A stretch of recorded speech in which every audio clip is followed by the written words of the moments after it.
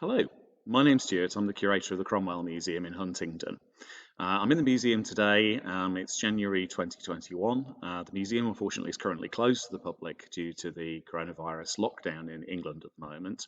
But I'm in today just doing some condition checks on some of the museum's objects and thought I'd take it as an opportunity to share another one of those amazing items with you in this little video.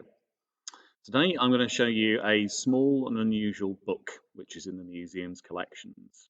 It's a small, fairly unassuming leather volume dating to 1664, and it's a copy of probably the strangest cookery book ever written, or certainly ever published anyway. This is our copy of it just here, which you can see open on the pages at the moment. So as you can see, it's a fairly small little volume. This is an original copy of the Court and Kitchen of Elizabeth, commonly called Joan Cromwell, a rather lengthy title for this little book which was published in 1664. It purports to be the cookery book of Oliver Cromwell's wife Elizabeth, and it was basically published as a piece of anti-Cromwell propaganda by the Royalists after the restoration of the monarchy. Now, what makes it a particularly strange little book is the fact that the first third of the book is actually consists of a couple of essays, which are basically using some of the recipes and indeed alleged evidence of the way the Cromwells lived while Oliver was Lord Protector. So kind of blacken their reputation. To some extent, it's a little bit of snobbery going on. The general imputation is that the Cromwells were unsuited to rule because, frankly, they were a bit common.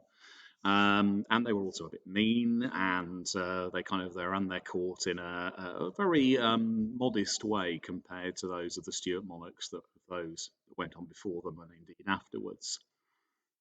So it uses all sorts of kind of innuendo. It suggests that perhaps that Elizabeth was unfaithful to her husband and was also rather corrupt.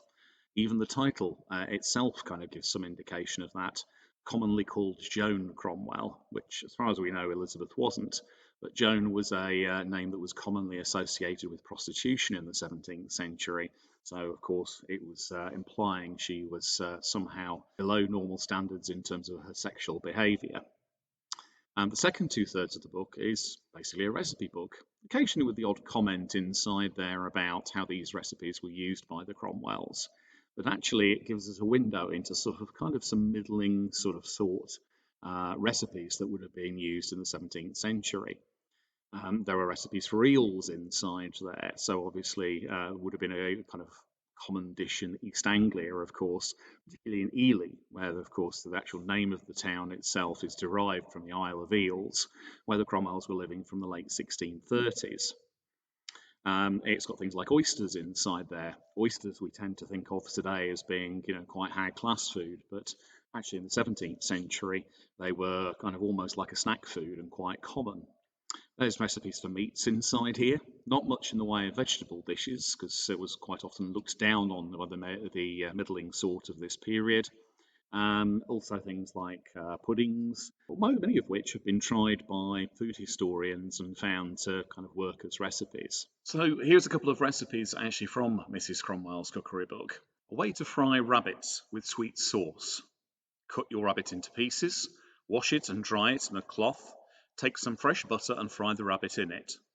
When your rabbit is little more than half fried, take some slices of shred very small, a quarter of a pint of cream, the yolks of a couple of eggs, some grated nutmeg and salt, and when the rabbit is enough, put them into the pan and stir them all together.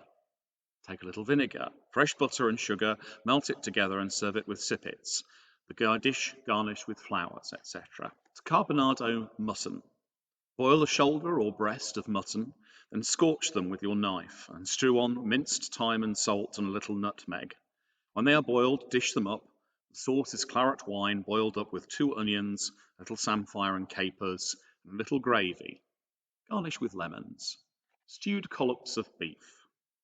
Take of the buttock of beef thin slices, cross the grain of the meat, and hack them and fry them in sweet butter. And being fried fine and brown, put them in a pipkin, it's like a saucepan, with some strong broth, a little claret wine and some nutmeg. Stew it very tender, and half an hour before you dish it, put in some good gravy, elder vinegar, and a clove or two. When you serve it, put in some juice of orange and 3 or 4 slices on it. Stew down the gravy somewhat thick and put it into, when you dish it, some beaten butter.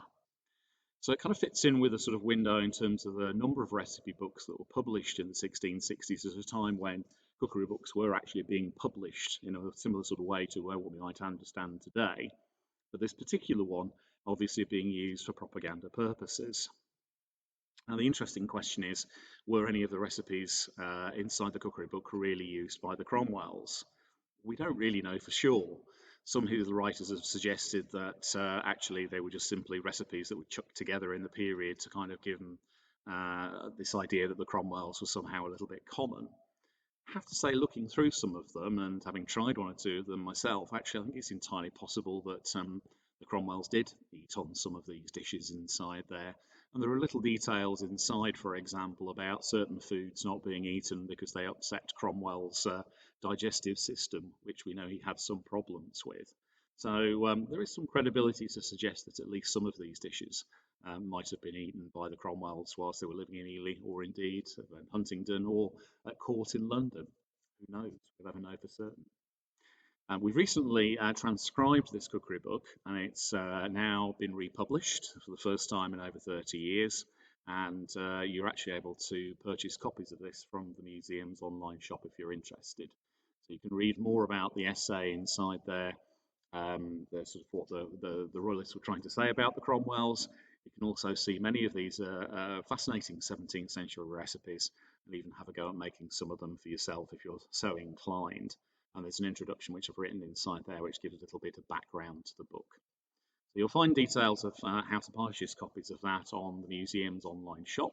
We now have a new online shop via our website, which you can purchase this and many other items relating to the museum's collections. Hope you found that interesting. If you did, please do remember to like and to subscribe to our YouTube channel. Also remember to follow us on Twitter and Facebook. Remember, the museum is an independent charity, so we rely on the support of many of our visitors and supporters. So if you are able to donate, we'd be very grateful, and details are in the contact card at the end of this video. Please stay safe and well in these very strange times, and we look forward to seeing you again soon. Thank you very much.